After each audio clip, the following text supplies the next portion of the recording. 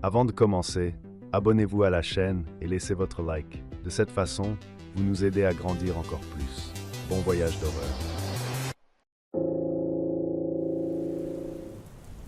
L'histoire que mon cousin Pierre m'a racontée sur ce petit village des Alpes françaises me hante encore aujourd'hui. Pierre, un jeune journaliste, toujours à la recherche d'une histoire révolutionnaire, est tombé sur une histoire qui l'a changé à jamais. Pierre avait entendu des murmures d'événements étranges dans un village isolé, niché au cœur des Alpes. Les gens disparaissaient sans laisser de traces, et le village semblait être enveloppé d'un silence inquiétant. Intrigué, Pierre y a vu l'occasion de découvrir un mystère qui pourrait catapulter sa carrière. Son périple a commencé par la recherche de son ami Jacques, disparu lors d'une visite au village. Jacques était un collègue journaliste, connu pour sa poursuite intrépide de la vérité. À mesure que les semaines passaient sans que Jacques n'eût un mot de Jacques, Pierre éprouvait un sentiment d'effroi de plus en plus profond. Avec un mélange de détermination et de peur, il est parti pour le village, armé de rien d'autre que son bloc-notes et un appareil photo. À son arrivée, Pierre a tout de suite senti que quelque chose n'allait pas. Les villageois étaient inhabituellement réservés, les yeux remplis d'une peur inexprimée. Ils l'accueillirent avec des sourires forcés et des regards méfiants, comme s'ils cachaient un sombre secret. La première nuit de Pierre dans le village fut agitée, le silence devant sa fenêtre suffocant. Il a commencé son enquête en parlant avec les habitants, en leur posant des questions sur les disparitions. La plupart étaient muets, offrant des réponses vagues et des rejets rapides. Mais quelques-uns ont fait allusion à quelque chose de sinistre qui se cachait dans les forêts environnantes. La curiosité de Pierre ne fit que s'accroître. Un soir, alors qu'il se promenait à la lisière du village, Pierre tomba sur une petite clairière dans la forêt. Là, il a trouvé des plaques de sol tachées de ce qui semblait être du sang. À proximité, d'étranges symboles étaient gravés dans les arbres, des symboles qu'il ne pouvait pas reconnaître.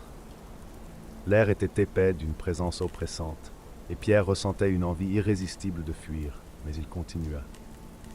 Alors que les jours se transformaient en nuit, Pierre a reconstitué un récit glaçant. Les villageois faisaient partie d'un ancien culte, qui effectuait des sacrifices humains pour apaiser les esprits malveillants vivant dans les montagnes. Ces rituels, a-t-il appris, étaient destinés à assurer la survie du village, à conjurer les désastres et à assurer des récoltes abondantes. Les disparitions n'étaient pas aléatoires, elles étaient délibérées et systématiques. Le cœur de Pierre se serra lorsqu'il découvrit des preuves indéniables que Jacques avait été l'un des sacrifiés. Un vêtement en lambeaux de Jacques, trempé de sang, gisait près d'un autel au fin fond de la forêt. Cette prise de conscience l'a frappé comme un coup de foudre. Son ami avait été assassiné au nom de cette tradition tordue. Avant que Pierre n'ait pu rassembler plus de preuves, il a été découvert. Les membres de la secte, le visage caché derrière des masques grotesques, l'ont capturé et l'ont amené au chef du village. Le chef, un personnage imposant aux yeux froids et calculateurs, expliqua que Pierre avait trop vu. Il devait être le prochain sacrifice, un étranger dont la mort renforcerait le lien entre les villageois et leur sombre patron. Enfermé dans une cave, l'esprit de Pierre s'emballe. Le désespoir lui a donné de la force, et il a réussi à trouver un point faible dans la vieille porte en bois. À l'aide d'un clou rouillé, il ouvrit la porte et s'échappa dans la nuit. Il courut à travers la forêt, suivi de près par les bruits de ses poursuivants. Miraculeusement, Pierre parvint à la ville la plus proche, meurtri et épuisé. Il a immédiatement tout signalé aux autorités locales, mais son histoire a été accueillie avec scepticisme et incrédulité. Les villageois, lui a-t-on dit, étaient connus pour être superstitieux, mais inoffensifs. Il n'y avait aucune preuve à l'appui de ces allégations de meurtre et de pratiques occultes. Pierre est revenu à la ville, changé. Les horreurs dont il avait été témoin avaient laissé une marque indélébile dans son âme. Il vivait dans une peur constante, regardant toujours par-dessus son épaule, certain que la secte viendrait le chercher. Sa carrière autrefois prometteuse a été éclipsée par le traumatisme, et il n'a trouvé de réconfort que dans les pages de son journal, où il a documenté chaque détail de son expérience déchirante. À ce jour, Pierre n'est plus que l'ombre de lui-même, hanté par les souvenirs de ce village maudit et de la perte de son cher ami Jacques. L'histoire qu'il a découverte était plus qu'une simple histoire pour sa carrière. C'était un sombre rappel de jusqu'où les gens sont prêts à aller pour préserver leurs croyances tordues. Et quelque part dans les profondeurs des Alpes françaises, le culte poursuit ses anciens rituels, à l'abri des regards du monde. Alors que j'étais assis en face de Pierre, dans son appartement faiblement éclairé, je pouvais voir l'impact que l'expérience avait eu sur lui. Ses yeux autrefois vibrants étaient maintenant assombris d'une peur profonde et implacable. Il s'agitait constamment, les mains tremblantes pendant qu'il parlait, racontant chaque détail déchirant. Le Pierre que je connaissais n'était plus là, remplacé par un homme hanté par les horreurs dont il avait été témoin. Chaque nuit, je rêve de ces montagnes, dit-il, sa voix à peine au-dessus d'un murmure. Je vois le visage de Jacques, j'entends ses cris. Il me hante, même dans mon sommeil. L'histoire de Pierre avait d'abord été accueillie avec incrédulité, mais alors qu'il continuait à parler, l'émotion brute dans sa voix rendait impossible de l'ignorer. Il m'a montré le journal qu'il avait tenu pendant son séjour au village, rempli de notes détaillées et de croquis des symboles qu'il avait vus. Chaque page témoignait de sa descente au cœur sombre des secrets du village. Les villageois, poursuit Pierre, ils n'étaient pas seulement complices, ils étaient des participants volontaires. Je l'ai vu dans leurs yeux, la peur et l'acceptation. Ils croient en ces esprits, croient que les sacrifices sont nécessaires. Et quand ils l'ont emmené, c'était comme regarder se dérouler un rituel, un scénario qu'ils avaient suivi pendant des siècles. Pierre a décrit comment il avait été retenu dans une cave, l'air humide et moisi remplissant ses poumons alors qu'il luttait pour trouver une issue. Les membres de la secte avaient été méticuleux, s'assurant qu'il n'avait aucun moyen de s'échapper. Mais le désespoir lui a donné de la force, et avec un clou rouillé qu'il avait trouvé, il a réussi à ouvrir la porte et à s'enfuir dans la nuit. « J'ai couru, a-t-il dit, la voix brisée. J'ai couru comme si ma vie en dépendait, parce que c'était le cas. Je les entendais derrière moi, leurs pas, leurs cris. Mais je n'ai pas regardé en arrière. Je ne pouvais pas. Lorsque Pierre est arrivé dans la ville la plus proche, il était en désordre, ses vêtements déchirés et son corps meurtri. Il alla droit aux autorités, racontant son histoire avec la ferveur d'un fou. Mais ils l'ont écarté, attribuant son histoire aux effets de l'isolement et du traumatisme. « Ils m'ont pris pour un fou », a dit Pierre avec amertume. Et peut-être que je l'étais, après tout ce que j'avais vu. Mais je sais ce qui s'est passé. Je connais la vérité. Malgré le manque de preuves, l'histoire de Pierre a commencé à se répandre parmi les journalistes avec lesquels il avait travaillé. Certains l'ont cru, d'autres non. Mais l'histoire a pris vie par elle-même, devenant une sorte de légende urbaine, un récit édifiant sur les dangers qui se cachent dans les coins reculés du monde. Le récit de Pierre a suffi à dissuader tout autre journaliste de s'aventurer dans le village. Les villageois, protégés par leur isolement et l'incrédulité du monde extérieur, ont poursuivi leur rituel sans entrave. Et Pierre, devenu un paria parmi ses pairs, s'est retiré dans son propre monde, consumé par les souvenirs de son épreuve. En sortant de l'appartement de Pierre ce soir-là, ces paroles ont résonné dans mon esprit. L'image des vêtements tachés de sang de Jacques, les symboles gravés dans les arbres, le silence étrange du village, tout cela s'est joué dans mes pensées, un sombre rappel de l'obscurité qui peut se cacher dans les endroits les plus insoupçonnés. L'histoire de Pierre reste gravée dans ma mémoire, un témoignage glaçant des horreurs qu'il a découvertes. Il sert d'avertissement, d'aperçu de l'abîme qui se trouve juste au-delà de la limite de notre compréhension. Et tant que les villageois poursuivront leur sombre rituel, l'histoire de Pierre perdurera, un rappel obsédant des sacrifices consentis au nom d'anciens esprits malveillants. Dans les années qui ont suivi, j'ai gardé contact avec Pierre, bien que nos conversations soient devenues plus rares. Le traumatisme l'avait durement touché, tant mentalement que physiquement. Il est devenu reclus, quittant rarement son appartement, son seul lien avec le monde extérieur à travers les pages de son journal et ma visite occasionnelle. Un soir, j'ai reçu un appel de Pierre. Sa voix était différente, plus calme, plus résigné. Il m'a dit qu'il avait trouvé quelque chose, une preuve qui pourrait enfin valider son histoire. Intrigué, j'ai accepté de le rencontrer le lendemain. Quand je suis arrivé à son appartement, j'ai trouvé Pierre assis à son bureau, le journal ouvert devant lui. Il avait l'air plus émacié que jamais, les yeux enfoncés et creux. Il m'a tendu une petite enveloppe usée. À l'intérieur, il y avait une photo, délavée et usée. Elle montrait la clairière de la forêt, la même que celle que Pierre avait décrite, avec les symboles gravés dans les arbres et le sol taché de sang. « Je l'ai trouvé dans mes affaires », a-t-il dit calmement. « Je ne me souviens pas de l'avoir pris, mais il est là. La preuve que je n'imaginais pas les choses. La photo était indéniable. Cela correspondait parfaitement aux descriptions de Pierre. Une preuve tangible qui corroborait son histoire. Alors que je tenais la photo, un frisson m'a parcouru le dos. L'image était obsédante, les symboles sombres et l'atmosphère inquiétante capturaient parfaitement. Avec cette nouvelle preuve, j'ai pressé Pierre de se présenter une fois de plus, de porter son histoire devant les autorités. Mais Pierre hésite. La peur d'être renvoyé, d'être étiqueté comme délirant, lui pesait lourdement. Il avait vécu avec les stigmates pendant si longtemps que la perspective de rouvrir de vieilles blessures était presque trop difficile à supporter.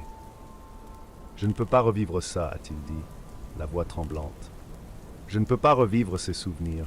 Je ne peux pas faire face à l'incrédulité. » Malgré sa réticence, j'ai convaincu Pierre de me laisser prendre la photo et son journal à un de mes contacts de confiance dans les médias. Cette fois, armé de preuves concrètes, l'histoire a gagné du terrain. Les journalistes sont descendus dans le village, exigeant des réponses.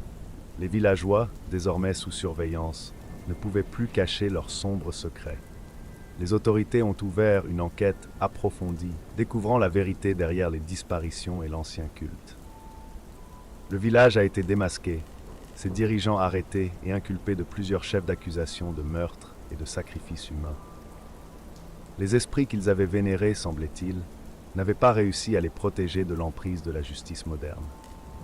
L'histoire de Pierre, autrefois considérée comme les divagations d'un homme traumatisé, a finalement été validée. Mais la victoire a été douce amère. Pierre avait tant perdu, son ami, sa carrière, sa tranquillité d'esprit. La révélation lui a apporté une certaine mesure de fermeture, mais les cicatrices sont restées. Dans la foulée, Pierre a lentement commencé à reconstruire sa vie.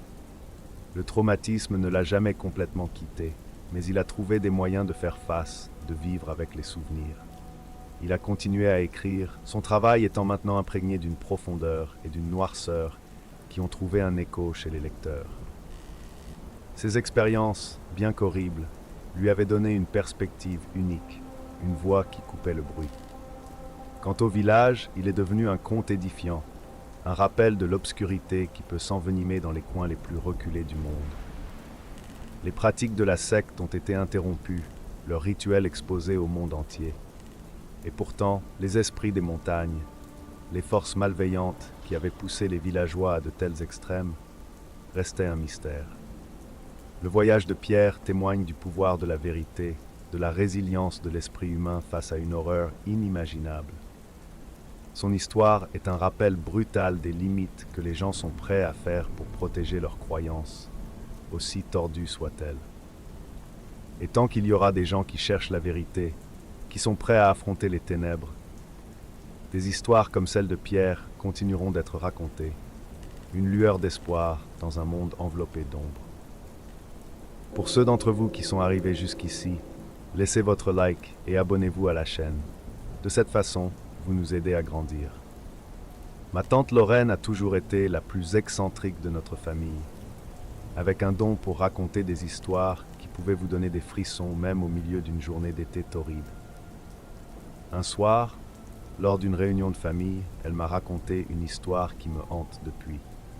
C'est l'histoire de Sarah, une jeune mère qui cherchait une vie paisible pour sa famille, mais qui s'est retrouvée prise au piège d'une toile d'horreur dans une ferme isolée de l'Ohio dans les années 1980. Sarah était, comme beaucoup de jeunes mères de son époque, rêvant d'une vie plus simple et plus tranquille, loin du chaos de la ville. Elle et son mari, Michael, ainsi que leurs deux enfants, Jacob et Emily, ont déménagé dans une ferme isolée dans la campagne de l'Ohio. La ferme, vieille et usée par les intempéries, avec des planchers grinçants et une aura d'histoire oubliée, promettait la tranquillité dont ils rêvaient. Au début, la vie à la ferme semblait idyllique. Les enfants couraient à travers les champs, leur rire se mêlant au doux bruissement des feuilles, et la famille se rapprochait autour des corvées et des repas.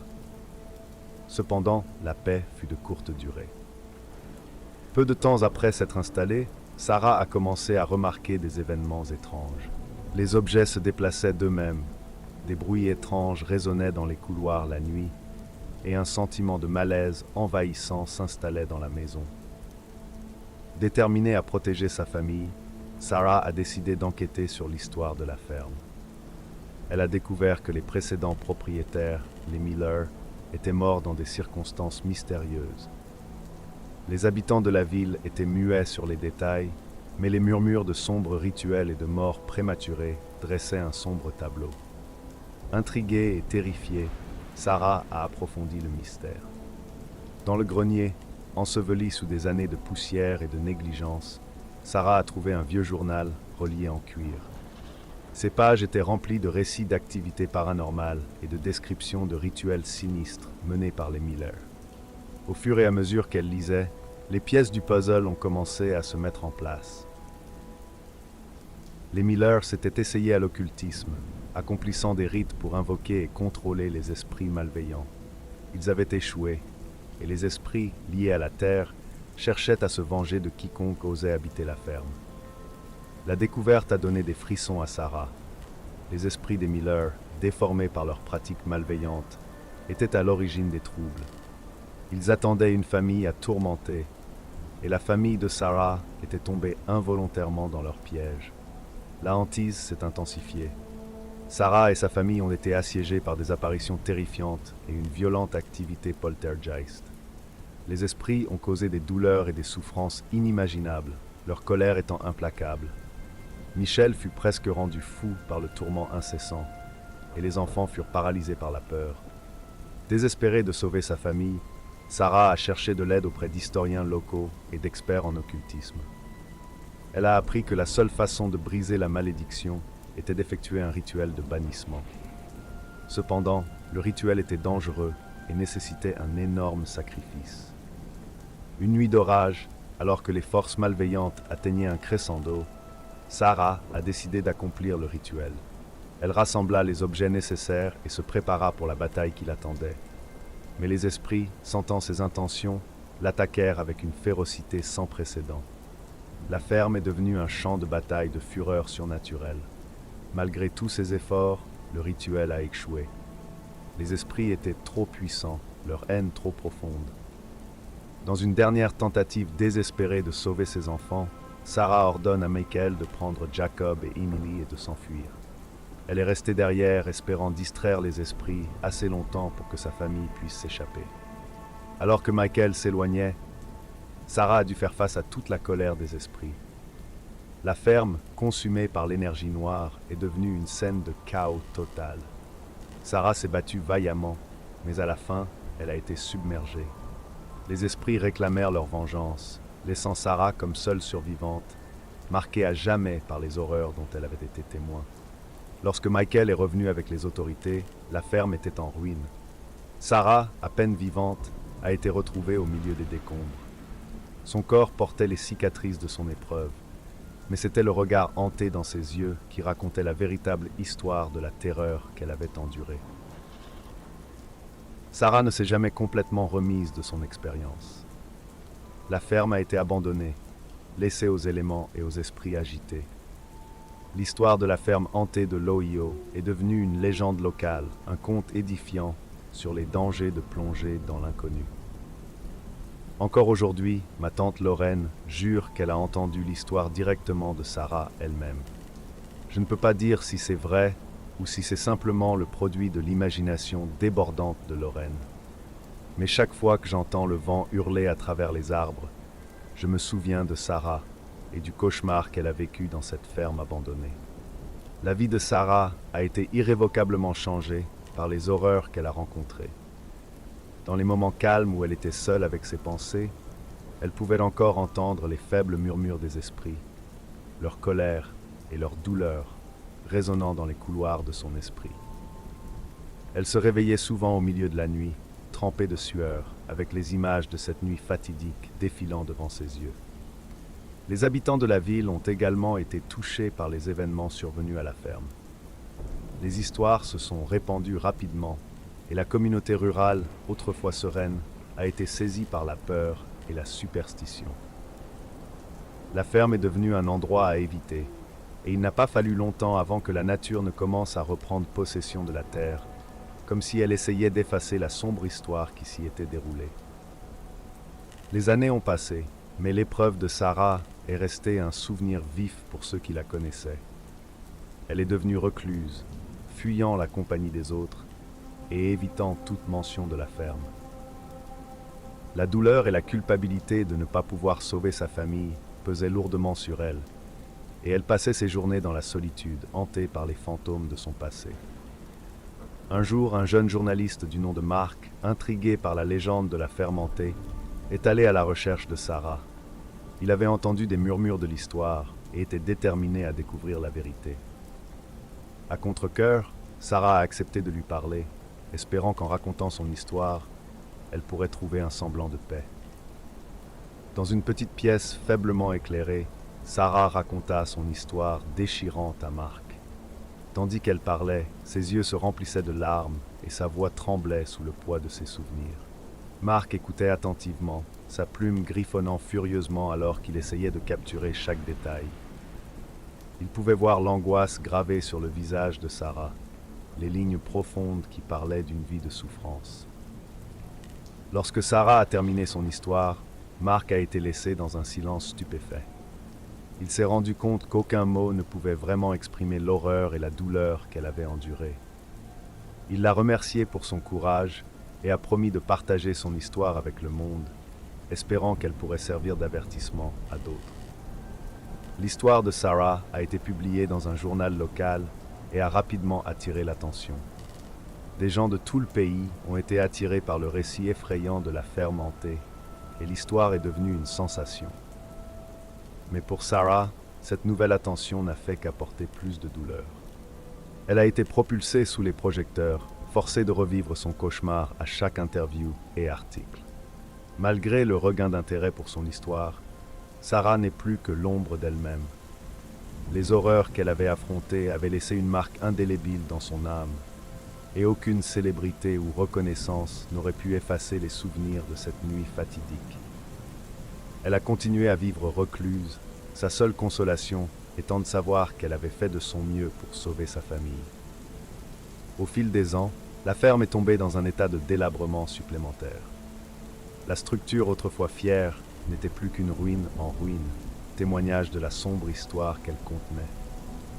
La nature a continué à reprendre ses droits et bientôt la ferme a été engloutie par la forêt, à l'abri des regards indiscrets. Mais même si les vestiges physiques de la ferme s'estompaient, la légende a survécu. L'histoire de Sarah et de la ferme hantée est devenue une partie du folklore local, transmise de génération en génération. Il s'agissait d'un rappel effrayant des dangers qui se cachent dans l'ombre et du prix à payer pour plonger dans l'inconnu. L'histoire de ma tante Lorraine est restée avec moi toutes ces années, un rappel obsédant de la fragilité de nos vies et du mince voile qui nous sépare de l'inconnu. Chaque fois que j'entends le vent hurler à travers les arbres, je me souviens de Sarah et du cauchemar qu'elle a vécu dans cette ferme abandonnée. Et je ne peux m'empêcher de me demander quels autres sombres secrets se cachent dans les coins de notre monde, attendant d'être découverts. La vie de Sarah après l'incident témoigne de la résilience de l'esprit humain. Malgré les horreurs auxquelles elle a été confrontée, elle a trouvé un moyen de continuer, de survivre. Elle est devenue un symbole de force pour ceux qui l'ont connue, un rappel que même face à une terreur inimaginable, il est possible d'endurer. Mais pour Sarah, les souvenirs de cette nuit n'étaient jamais loin de son esprit. Elle se retrouvait souvent attirée par la vieille ferme, debout à l'orée de la forêt, fixant l'endroit où sa vie avait été irrévocablement changée. C'était comme si elle cherchait une forme de fermeture, un moyen de faire la paix avec le passé. Un jour d'automne, de nombreuses années après l'incident, Sarah retourna une dernière fois à la ferme. Elle marcha dans le sentier envahi par la végétation, ses pas lents et délibérés. L'air était lourd de l'odeur des feuilles en décomposition, et les arbres chuchotaient dans le vent, comme s'ils reconnaissaient sa présence. Sarah se tenait devant les restes en ruine de la ferme, le cœur lourd de chagrin. Elle voyait encore les ombres de son passé, les fantômes des Miller et de sa famille s'entrelacer dans une danse tragique. Elle ferma les yeux et prit une profonde inspiration, laissant les souvenirs l'envahir une dernière fois. À ce moment-là, Sarah a ressenti un sentiment de paix. Elle savait qu'elle ne pourrait jamais changer ce qui s'était passé, mais elle avait survécu. Elle avait affronté l'obscurité et était sortie de l'autre côté. Et même si les cicatrices resteraient toujours, elle avait trouvé un moyen de vivre avec. Alors qu'elle se retournait pour partir, Sarah sentit une douce brise effleurer sa joue, comme si les esprits la laissaient enfin partir. Elle s'est éloignée de la ferme, sans regarder en arrière, laissant derrière elle les fantômes de son passé. Elle savait qu'elle n'oublierait jamais, mais elle savait aussi qu'elle pouvait aller de l'avant. L'histoire de Sarah est un rappel obsédant de la ligne mince qui nous sépare de l'inconnu et du courage qu'il faut pour affronter l'obscurité. C'est l'histoire de l'horreur et de la résilience, celle d'une femme qui a enduré une terreur inimaginable et en est sortie plus forte de l'autre côté. Et c'est une histoire qui restera gravée dans ma mémoire pour toujours. Un rappel effrayant de la puissance de l'esprit humain.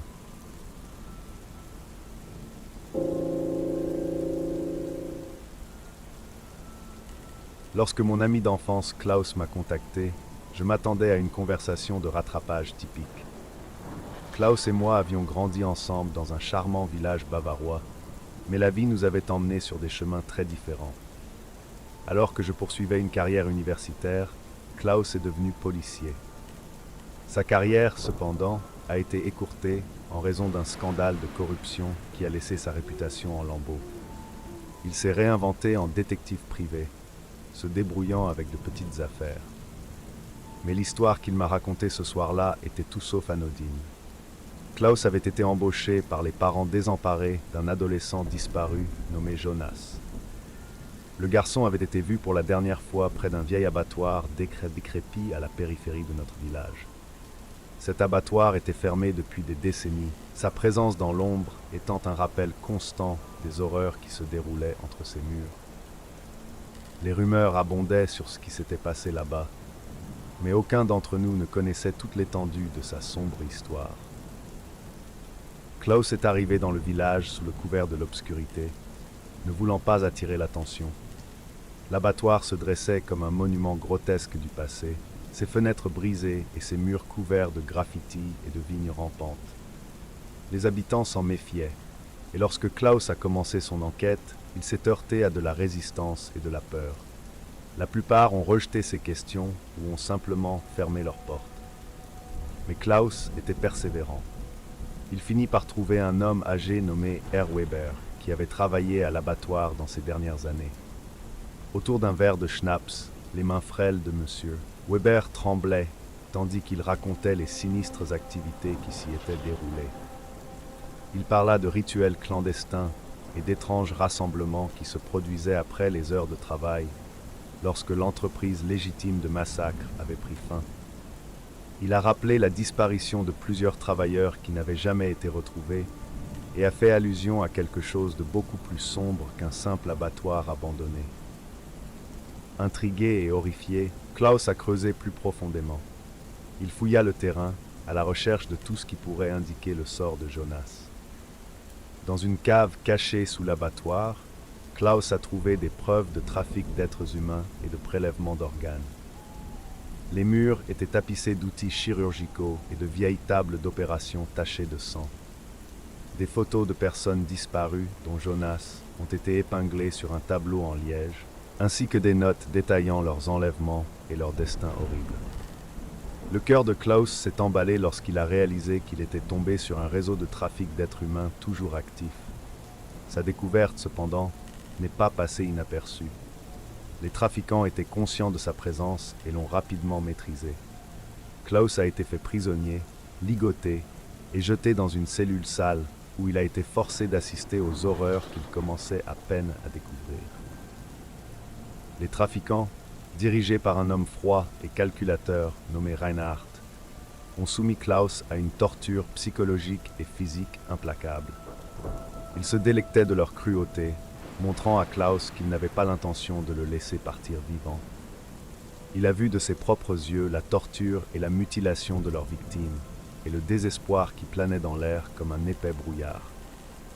Désespéré et s'accrochant à la vie, Klaus a réussi à s'échapper de sa cellule pendant un moment de chaos.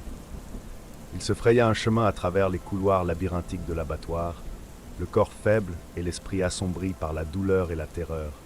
Il a finalement réussi à retrouver la liberté, trébuchant dans l'air froid de la nuit, ses vêtements déchirés et ensanglantés. Le calvaire de Klaus ne faisait que commencer. Il s'est rendu aux autorités dans l'espoir de faire tomber le réseau de trafiquants avec les preuves qu'il avait recueillies. Mais son passé est revenu le hanter. Ses accusations ont été accueillies avec scepticisme et incrédulité. Sa réputation d'officier corrompu a éclipsé la vérité qu'il essayait désespérément de transmettre. La police l'a rejeté comme un ex-flic délirant en quête de rédemption. Hanté par les souvenirs de ce dont il avait été témoin et poussé par un sens inébranlable de la justice, Klaus est devenu un justicier. Il savait que les trafiquants ne s'arrêteraient pas et que les autorités ne l'écouteraient pas. Il a pris sur lui de démanteler le réseau, morceau par morceau, utilisant les compétences qu'il avait acquises en tant que détective et alimenté par une rage brûlante, il a traqué les personnes impliquées, rendant sa propre justice. La transformation de Klaus a été profonde. L'homme qui avait été autrefois humilié et ostracisé est devenu une force implacable contre le mal qu'il avait découvert. Il passait ses nuits à traquer les ombres, semant la peur dans le cœur de ceux qui s'attaquaient aux innocents. Ses rencontres avec les trafiquants ont été brutales et la vengeance qu'il a exercée a été impitoyable. L'histoire que Klaus m'a racontée m'a rappelé l'obscurité qui peut se cacher derrière des portes closes. L'ancien abattoir, autrefois lieu d'industrie, était devenu un repère d'iniquité. Et mon ami, brisé et marqué, était sorti de ses profondeurs, un esprit vengeur dédié à l'éradication du mal qu'il avait déterré. Son histoire témoigne du pouvoir durable de l'esprit humain pour lutter contre des horreurs indicibles, même lorsque le monde refuse d'y croire.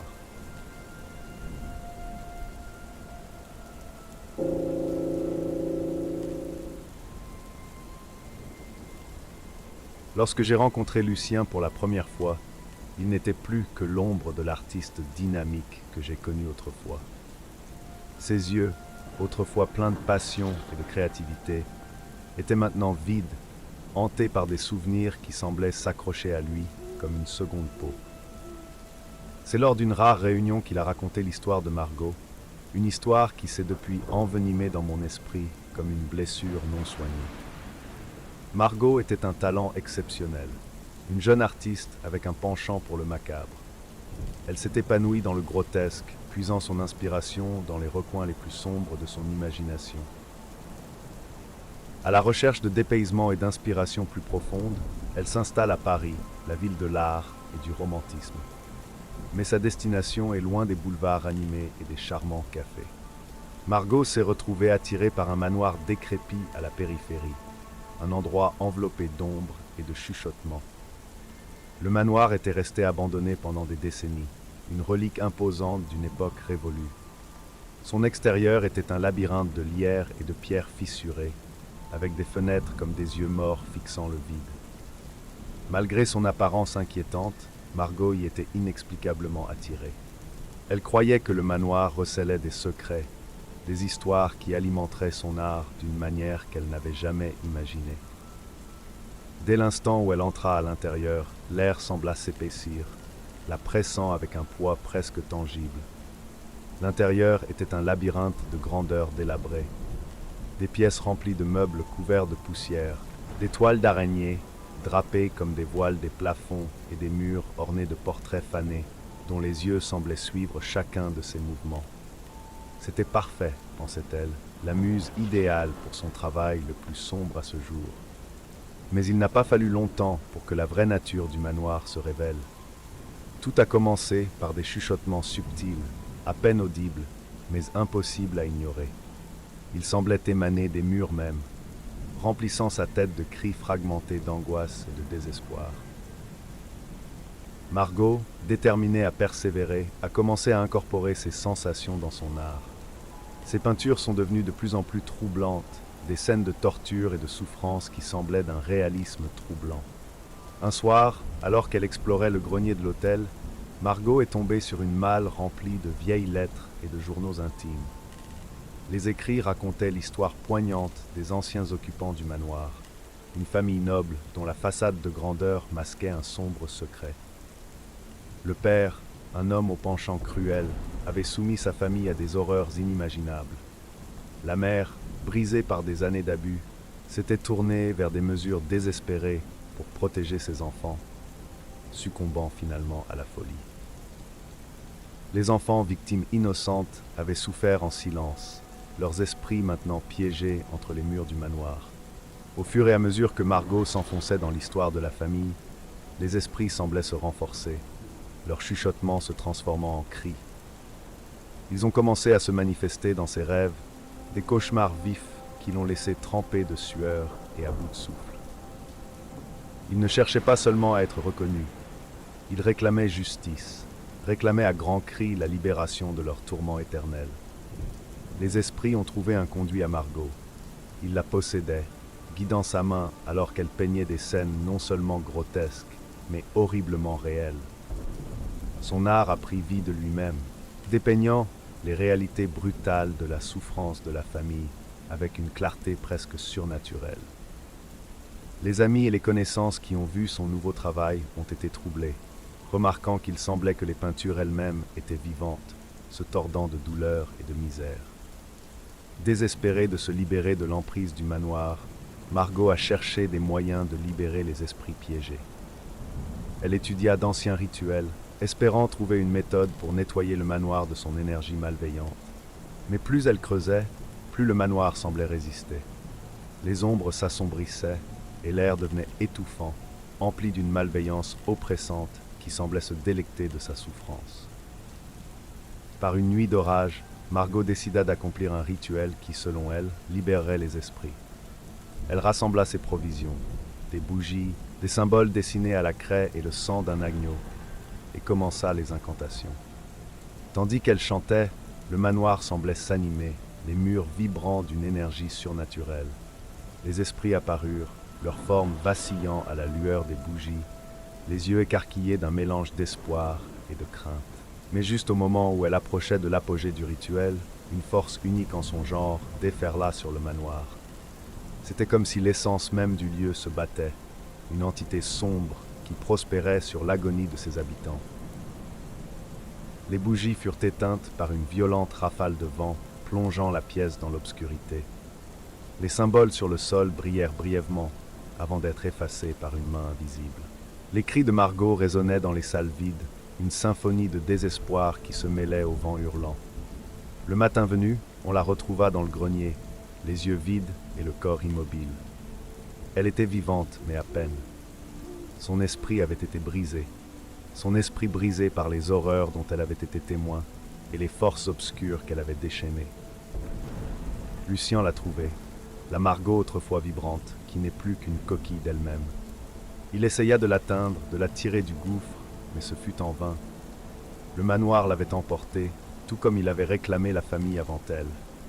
Elle était piégée dans un état perpétuel de catatonie, l'esprit perdu dans le labyrinthe de douleur et de souffrance qu'était devenue sa vie. Quand Lucien acheva son récit, ses mains tremblèrent, ses yeux brillèrent de larmes non versées. Je pouvais voir le tribut que cela lui avait coûté, la culpabilité d'avoir introduit Margot dans l'hôtel, l'impuissance de voir sa descente dans la folie. Le manoir est toujours debout, m'a-t-il dit, une sentinelle silencieuse des horreurs qu'il renferme. Et Margot ? Elle reste enfermée dans un établissement psychiatrique, son art témoignant de l'obscurité qui la consumait. L'histoire de Margot est une histoire que je n'oublierai jamais. Il s'agit d'un sombre rappel du voile mince entre l'inspiration et la folie, et du prix terrible qui peut être payé lorsque l'on plonge trop profondément dans l'ombre.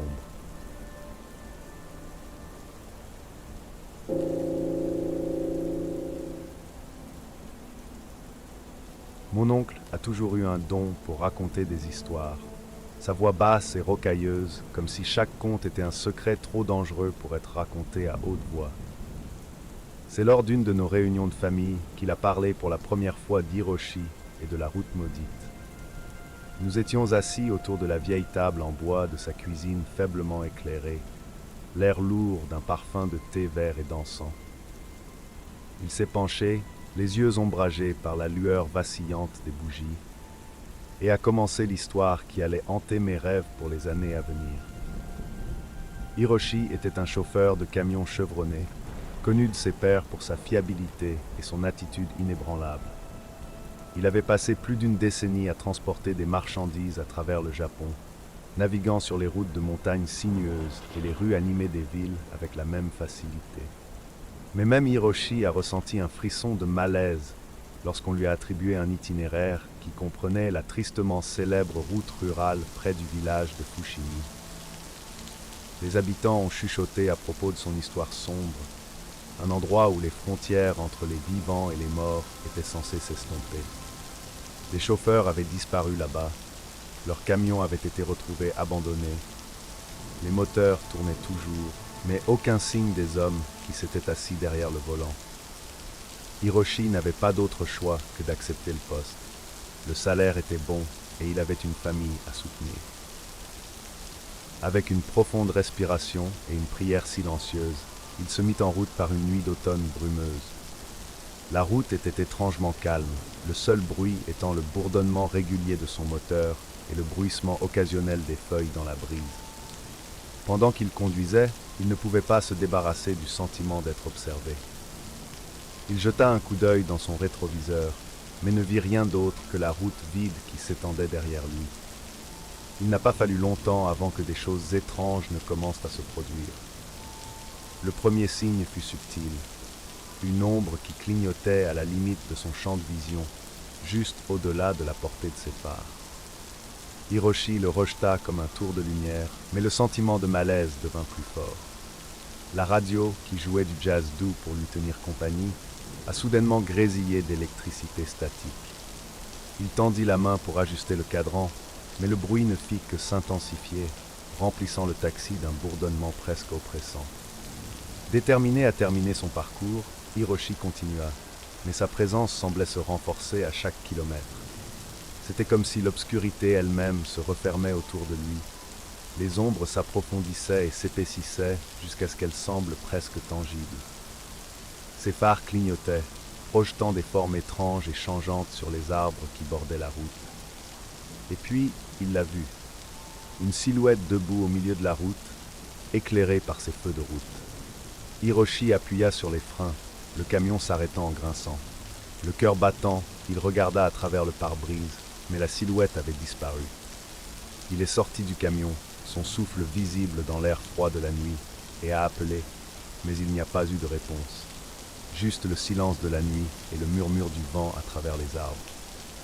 Secoué, Hiroshi remonta dans la cabine et verrouilla les portes, ses mains tremblantes alors qu'il agrippait le volant.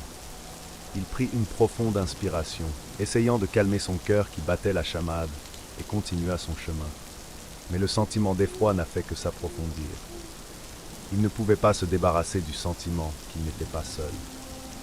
La radio s'est ranimée une fois de plus, mais cette fois, au lieu d'être statique, elle a joué une mélodie obsédante. Une chanson folklorique traditionnelle japonaise que Hiroshi n'avait pas entendue depuis des années. Sa grand-mère la lui chantait quand il était enfant, une berceuse pour l'endormir. Mais maintenant, au milieu de la nuit, sur cette route maudite, cela semblait étrange et troublant. Il attrapa le cadran pour l'éteindre, mais sa main se figea alors qu'un frisson glacial parcourait sa colonne vertébrale. La chanson semblait venir d'ailleurs, quelque part à l'extérieur du camion. Il jeta un coup d'œil dans le rétroviseur et vit un visage qui le regardait fixement. C'était une femme. Ses longs cheveux noirs, emmêlés et emmêlés, ses yeux écarquillés et remplis d'une haine profonde et brûlante. Le souffle d'Hiroshi se bloqua dans sa gorge, alors que la silhouette semblait se dissoudre dans l'obscurité. Désespéré de s'échapper, Hiroshi appuya sur l'accélérateur, le camion rugissant sur la route à une vitesse vertigineuse. Mais quelle que soit la vitesse à laquelle il conduisait, la présence était toujours là, juste hors de vue, tapis dans l'ombre. Il commença à voir des choses, des apparitions fantomatiques qui clignotaient à la limite de son champ de vision, des voix chuchotées qui semblaient venir de nulle part et partout à la fois. Dans une tentative désespérée d'obtenir des réponses, Hiroshi s'arrêta dans un petit sanctuaire au bord de la route, ses pierres érodées et ses inscriptions délavées témoignant de son âge. Il fouilla dans les offrandes laissées par les voyageurs, pièces de monnaie, bougies, petites breloques en papier, et trouva un paquet de vieilles lettres, jaunies par l'âge. Les lettres racontaient l'histoire d'une jeune femme nommée Yuki, qui avait été lésée et tuée il y a de nombreuses années. Un homme de la région lui avait promis le mariage, mais il l'avait trahi, la laissant mourir seule et le cœur brisé sur cette même route. L'esprit de Yuki, consumé par la rage et le chagrin, s'était attardé, cherchant à se venger de ceux qui voyageaient sur la route. Les lettres parlaient d'innombrables conducteurs qui avaient disparu, leurs âmes revendiquées par le fantôme vengeur. Hiroshi sentit une peur froide s'installer dans ses os alors qu'il réalisait la vérité. Il était le prochain. Tandis qu'il lisait, l'air se refroidit et il sentit un frisson effleurer sa peau. Il se retourna pour trouver Yuki debout devant lui, ses yeux brûlant d'un feu impie. Elle tendit la main, ses doigts glacés alors qu'ils effleuraient sa joue. La douleur le traversa et il tomba au sol, serrant sa tête alors que des visions de la mort de Yuki inondaient son esprit. Hiroshi retourna en titubant jusqu'à son camion, sa vision brouillée et son corps rongé par la douleur. Il a essayé de démarrer le moteur, mais il a craché et est mort. L'obscurité se referma autour de lui et il sentit la présence de Yuki se rapprocher, sa haine palpable dans l'air. Il a réussi à redémarrer le camion et a conduit comme un homme possédé, l'esprit sur ses talons. La route serpentait et tournait, chaque virage plus traître que le précédent. Il pouvait sentir le souffle froid de Yuki sur son cou, ses murmures remplissant son esprit de peur et de désespoir. Le camion s'élança sauvagement, les phares projetant des faisceaux de lumière frénétiques sur les arbres qui semblaient lui tendre la main avec des doigts squelettiques. Finalement, Hiroshi vit les lumières d'une ville lointaine. Il était presque là, presque libre. Mais Yuki était implacable. Elle apparut sur la route devant elle, ses yeux brillants d'une lumière malveillante. Hiroshi fit une embardée pour l'éviter, le camion dérapant hors de la route et s'écrasant dans un fossé. Il était allongé là, le monde tournant autour de lui, tandis que la forme fantomatique de Yuki se dressait au-dessus de lui. La dernière chose qu'il vit fut son visage, tordu de rage et de chagrin, avant que les ténèbres ne le saisissent. Le corps d'Hiroshi a été retrouvé le lendemain matin, affalé sur la roue de son camion. Son visage était tordu d'un masque de terreur, ses yeux écarquillés et invisibles. Les autorités ont conclu qu'il s'agissait d'une crise cardiaque, mais ceux qui connaissaient l'histoire sombre de la route ont chuchoté l'esprit vengeur de Yuki. Mon oncle termina son histoire, la lumière des bougies projetant des ombres étranges sur son visage. Il m'a regardé avec des yeux solennels et m'a dit « Il vaut mieux laisser certaines routes inexplorées. Parfois, le passé refuse de rester enterré. »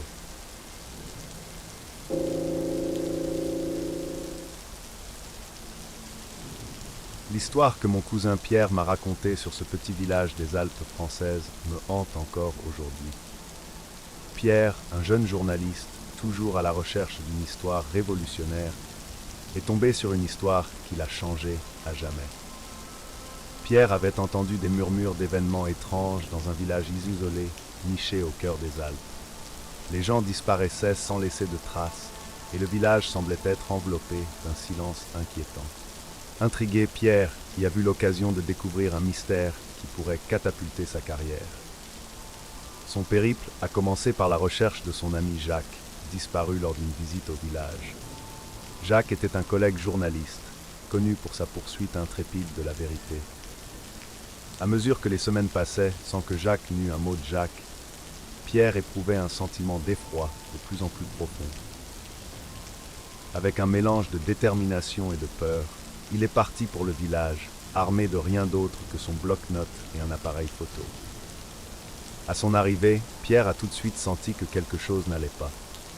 Les villageois étaient inhabituellement réservés, les yeux remplis d'une peur inexprimée. Ils l'accueillirent avec des sourires forcés et des regards méfiants, comme s'il cachait un sombre secret. La première nuit de Pierre dans le village fut agitée, le silence devant sa fenêtre suffocant.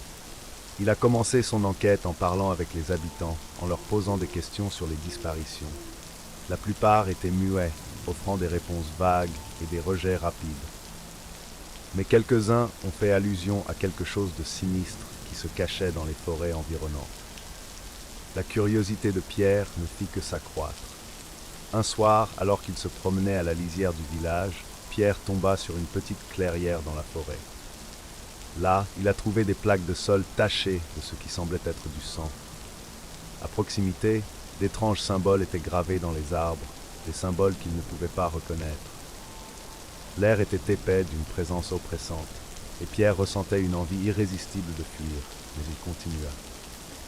Alors que les jours se transformaient en nuit, Pierre a reconstitué un récit glaçant. Les villageois faisaient partie d'un ancien culte, qui effectuait des sacrifices humains pour apaiser les esprits malveillants vivant dans les montagnes. Ces rituels, a-t-il appris, étaient destinés à assurer la survie du village, à conjurer les désastres et à assurer des récoltes abondantes. Les disparitions n'étaient pas aléatoires, elles étaient délibérées et systématiques. Le cœur de Pierre se serra lorsqu'il découvrit des preuves indéniables que Jacques avait été l'un des sacrifiés. Un vêtement en lambeaux de Jacques, trempé de sang, gisait près d'un autel au fin fond de la forêt. Cette prise de conscience l'a frappé comme un coup de foudre. Son ami avait été assassiné au nom de cette tradition tordue. Avant que Pierre n'ait pu rassembler plus de preuves, il a été découvert. Les membres de la secte, le visage caché derrière des masques grotesques, l'ont capturé et l'ont amené au chef du village. Le chef, un personnage imposant aux yeux froids et calculateurs, expliqua que Pierre avait trop vu. Il devait être le prochain sacrifice, un étranger dont la mort renforcerait le lien entre les villageois et leur sombre patron. Enfermé dans une cave, l'esprit de Pierre s'emballe. Le désespoir lui a donné de la force, et il a réussi à trouver un point faible dans la vieille porte en bois. À l'aide d'un clou rouillé, il ouvrit la porte et s'échappa dans la nuit. Il courut à travers la forêt, suivi de près par les bruits de ses poursuivants. Miraculeusement, Pierre parvint à la ville la plus proche, meurtri et épuisé. Il a immédiatement tout signalé aux autorités locales, mais son histoire a été accueillie avec scepticisme et incrédulité. Les villageois, lui a-t-on dit, étaient connus pour être superstitieux, mais inoffensifs. Il n'y avait aucune preuve à l'appui de ces allégations de meurtre et de pratiques occultes. Pierre est revenu à la ville, changé. Les horreurs dont il avait été témoin avaient laissé une marque indélébile dans son âme. Il vivait dans une peur constante, regardant toujours par-dessus son épaule, certain que la secte viendrait le chercher. Sa carrière autrefois prometteuse a été éclipsée par le traumatisme, et il n'a trouvé de réconfort que dans les pages de son journal, où il a documenté chaque détail de son expérience déchirante. À ce jour, Pierre n'est plus que l'ombre de lui-même, hanté par les souvenirs de ce village maudit et de la perte de son cher ami Jacques. L'histoire qu'il a découverte était plus qu'une simple histoire pour sa carrière. C'était un sombre rappel de jusqu'où les gens sont prêts à aller pour préserver leurs croyances tordues. Et quelque part dans les profondeurs des Alpes françaises, le culte poursuit ses anciens rituels, à l'abri des regards du monde. Alors que j'étais assis en face de Pierre, dans son appartement faiblement éclairé, je pouvais voir l'impact que l'expérience avait eu sur lui. Ses yeux autrefois vibrants étaient maintenant assombris d'une peur profonde et implacable. Il s'agitait constamment, les mains tremblantes pendant qu'il parlait, racontant chaque détail déchirant. Le Pierre que je connaissais n'était plus là, remplacé par un homme hanté par les horreurs dont il avait été témoin. Chaque nuit, je rêve de ces montagnes, dit-il, sa voix à peine au-dessus d'un murmure. Je vois le visage de Jacques, j'entends ses cris. Il me hante, même dans mon sommeil. L'histoire de Pierre avait d'abord été accueillie avec incrédulité, mais alors qu'il continuait à parler, l'émotion brute dans sa voix rendait impossible de l'ignorer. Il m'a montré le journal qu'il avait tenu pendant son séjour au village, rempli de notes détaillées et de croquis des symboles qu'il avait vus. Chaque page témoignait de sa descente au cœur sombre des secrets du village. Les villageois, poursuit Pierre, ils n'étaient pas seulement complices, ils étaient des participants volontaires. Je l'ai vu dans leurs yeux, la peur et l'acceptation. Ils croient en ces esprits, croient que les sacrifices sont nécessaires.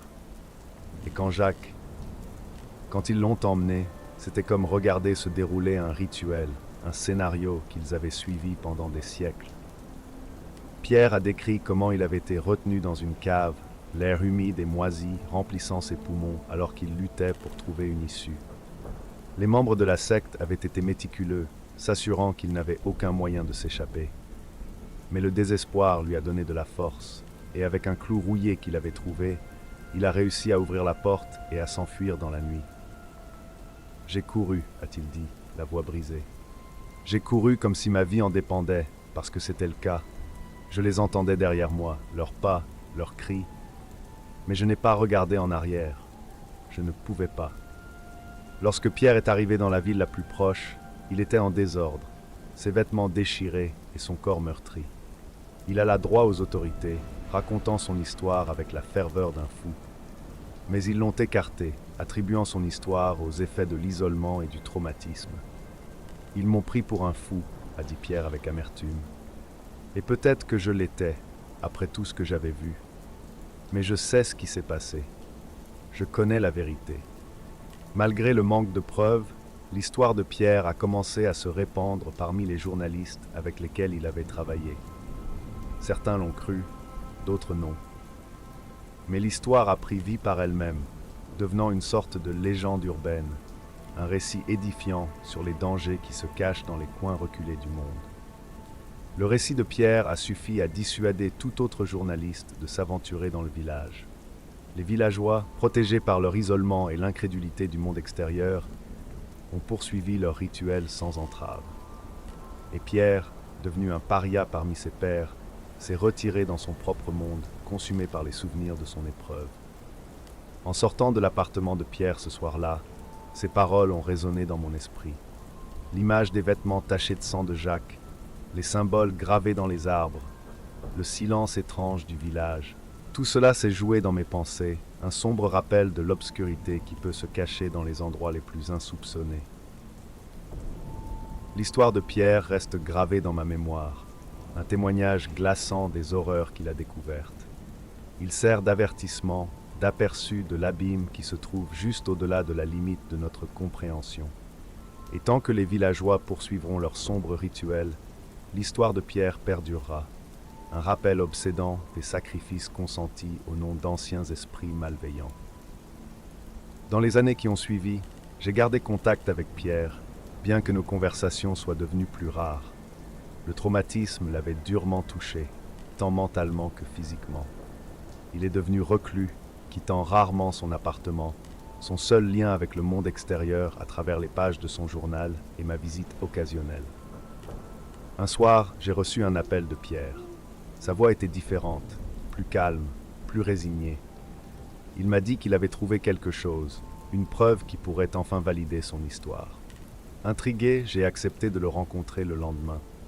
Quand je suis arrivé à son appartement, j'ai trouvé Pierre assis à son bureau, le journal ouvert devant lui. Il avait l'air plus émacié que jamais, les yeux enfoncés et creux. Il m'a tendu une petite enveloppe usée. À l'intérieur, il y avait une photo, délavée et usée.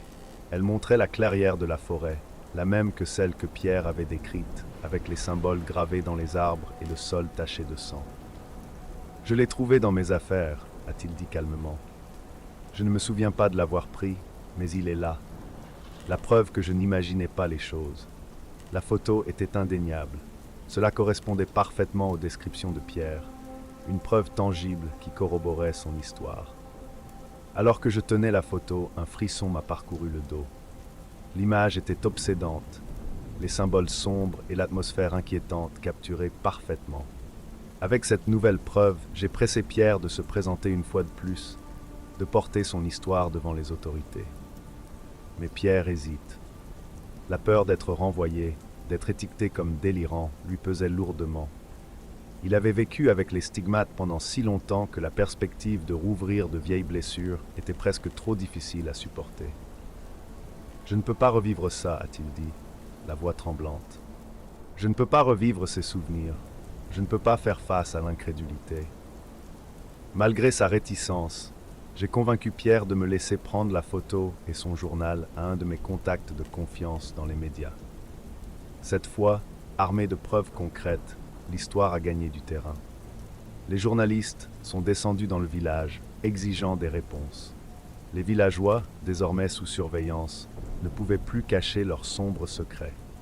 Les autorités ont ouvert une enquête approfondie, découvrant la vérité derrière les disparitions et l'ancien culte. Le village a été démasqué, ses dirigeants arrêtés et inculpés de plusieurs chefs d'accusation de meurtre et de sacrifices humains. Les esprits qu'ils avaient vénérés, semblait-il, n'avaient pas réussi à les protéger de l'emprise de la justice moderne. L'histoire de Pierre, autrefois considérée comme les divagations d'un homme traumatisé, a finalement été validée. Mais la victoire a été douce amère. Pierre avait tant perdu, son ami, sa carrière, sa tranquillité d'esprit. La révélation lui a apporté une certaine mesure de fermeture, mais les cicatrices sont restées. Dans la foulée, Pierre a lentement commencé à reconstruire sa vie. Le traumatisme ne l'a jamais complètement quitté, mais il a trouvé des moyens de faire face, de vivre avec les souvenirs. Il a continué à écrire, son travail étant maintenant imprégné d'une profondeur et d'une noirceur qui ont trouvé un écho chez les lecteurs. Ces expériences, bien qu'horribles, lui avaient donné une perspective unique, une voix qui coupait le bruit. Quant au village, il est devenu un conte édifiant, un rappel de l'obscurité qui peut s'envenimer dans les coins les plus reculés du monde. Les pratiques de la secte ont été interrompues, leurs rituels exposés au monde entier. Et pourtant, les esprits des montagnes, les forces malveillantes qui avaient poussé les villageois à de tels extrêmes, restaient un mystère. Le voyage de Pierre témoigne du pouvoir de la vérité, de la résilience de l'esprit humain face à une horreur inimaginable. Son histoire est un rappel brutal des limites que les gens sont prêts à faire pour protéger leurs croyances, aussi tordues soient-elles. Et tant qu'il y aura des gens qui cherchent la vérité, qui sont prêts à affronter les ténèbres, des histoires comme celle de Pierre continueront d'être racontées, une lueur d'espoir dans un monde enveloppé d'ombre.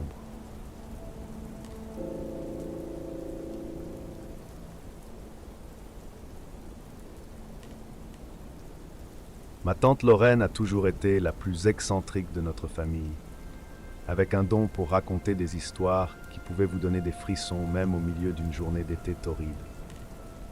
Un soir, lors d'une réunion de famille, elle m'a raconté une histoire qui me hante depuis.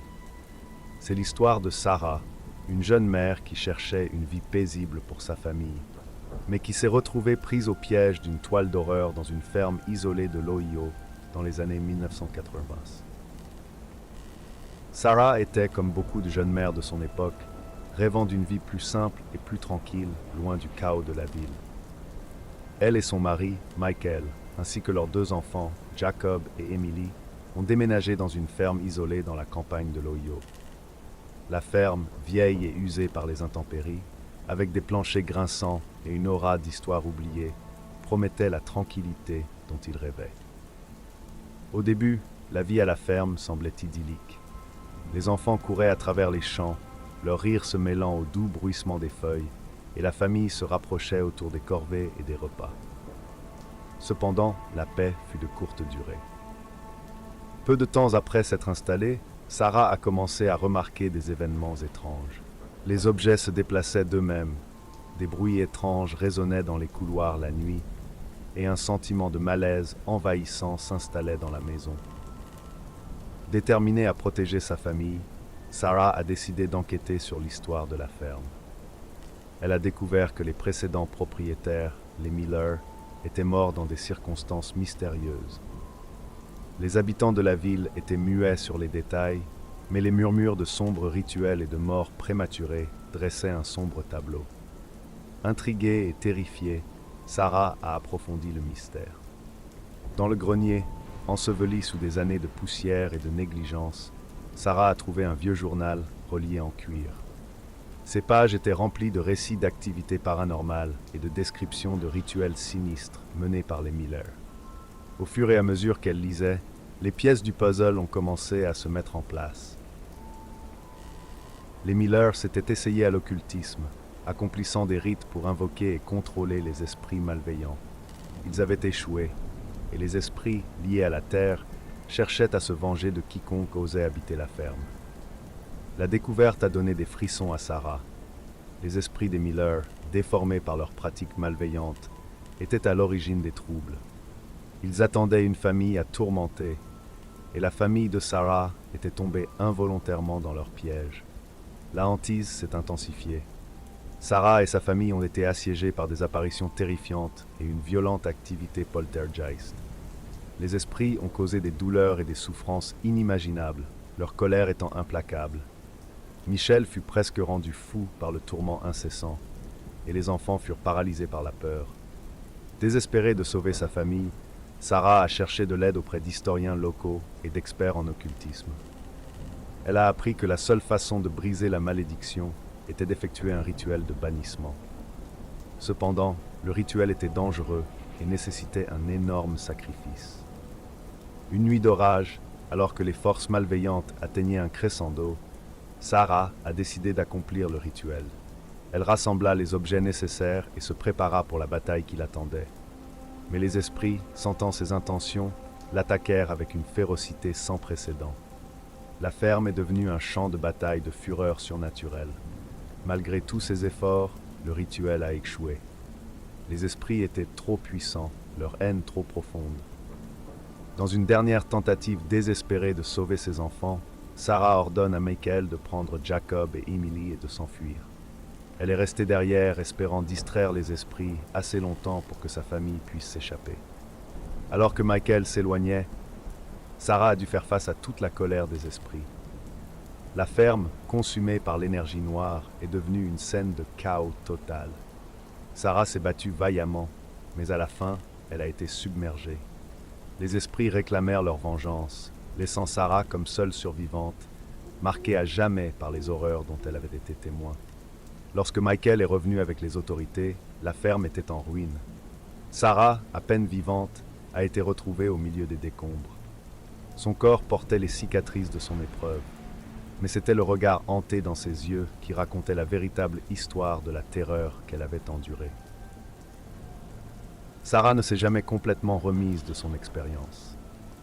La ferme a été abandonnée, laissée aux éléments et aux esprits agités. L'histoire de la ferme hantée de l'Ohio est devenue une légende locale, un conte édifiant sur les dangers de plonger dans l'inconnu. Encore aujourd'hui, ma tante Lorraine jure qu'elle a entendu l'histoire directement de Sarah elle-même. Je ne peux pas dire si c'est vrai ou si c'est simplement le produit de l'imagination débordante de Lorraine. Mais chaque fois que j'entends le vent hurler à travers les arbres, je me souviens de Sarah et du cauchemar qu'elle a vécu dans cette ferme abandonnée. La vie de Sarah a été irrévocablement changée par les horreurs qu'elle a rencontrées. Dans les moments calmes où elle était seule avec ses pensées, elle pouvait encore entendre les faibles murmures des esprits, leur colère et leur douleur résonnant dans les couloirs de son esprit. Elle se réveillait souvent au milieu de la nuit, trempée de sueur, avec les images de cette nuit fatidique défilant devant ses yeux. Les habitants de la ville ont également été touchés par les événements survenus à la ferme. Les histoires se sont répandues rapidement et la communauté rurale, autrefois sereine, a été saisie par la peur et la superstition. La ferme est devenue un endroit à éviter, et il n'a pas fallu longtemps avant que la nature ne commence à reprendre possession de la terre, comme si elle essayait d'effacer la sombre histoire qui s'y était déroulée. Les années ont passé, mais l'épreuve de Sarah est restée un souvenir vif pour ceux qui la connaissaient. Elle est devenue recluse, fuyant la compagnie des autres et évitant toute mention de la ferme. La douleur et la culpabilité de ne pas pouvoir sauver sa famille pesaient lourdement sur elle, et elle passait ses journées dans la solitude, hantée par les fantômes de son passé. Un jour, un jeune journaliste du nom de Mark, intrigué par la légende de la ferme hantée, est allé à la recherche de Sarah. Il avait entendu des murmures de l'histoire et était déterminé à découvrir la vérité. À contre-cœur, Sarah a accepté de lui parler, espérant qu'en racontant son histoire, elle pourrait trouver un semblant de paix. Dans une petite pièce faiblement éclairée, Sarah raconta son histoire déchirante à Mark. Tandis qu'elle parlait, ses yeux se remplissaient de larmes et sa voix tremblait sous le poids de ses souvenirs. Mark écoutait attentivement, sa plume griffonnant furieusement alors qu'il essayait de capturer chaque détail.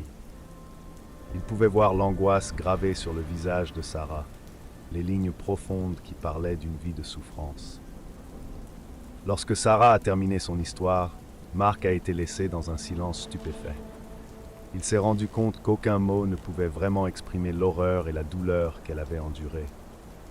Il l'a remerciée pour son courage et a promis de partager son histoire avec le monde, espérant qu'elle pourrait servir d'avertissement à d'autres. L'histoire de Sarah a été publiée dans un journal local et a rapidement attiré l'attention.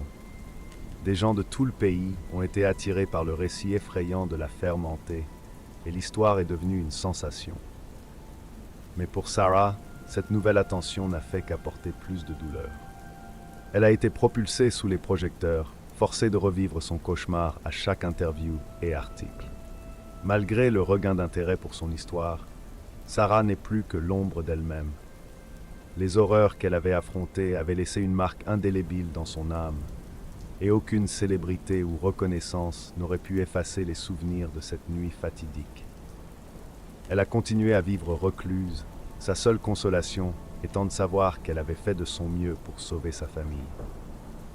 Au fil des ans, la ferme est tombée dans un état de délabrement supplémentaire.